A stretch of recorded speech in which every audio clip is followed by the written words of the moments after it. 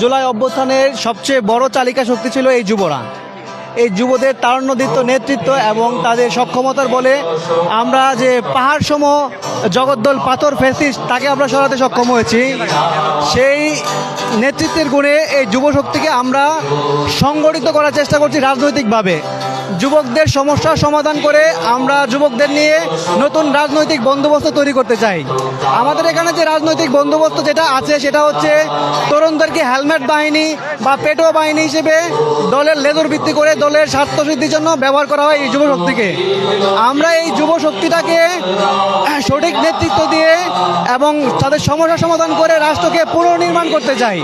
একটি রাষ্ট্র পুনর্নির্মাণে যুবকদের ভূমিকা অপরিসীম। এই যুবকদেরকে আমরা রাষ্ট্র নির্মাণে ব্যবহার করার জন্যই এই যুবশক্তির আজকে আত্মপ্রকাশ হতে যাচ্ছে। অবশ্যই আমাদের এই যুবশক্তি অন্যান্য রাজনৈতিক যুবশক্তি চাইতে একদমই আলাদা। এই যুবশক্তিটা রাষ্ট্র বিনির্মাণে কাজ করবে।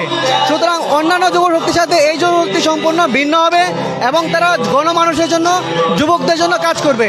সুতরাং এই যুবশক্তি অবশ্যই রাষ্ট্রকে সামনে এগিয়ে নিয়ে যাওয়ার গুরুত্বপূর্ণ ভূমিকা পালন করবে। দর্শক এখানে যারা আসছে আমরা তাদের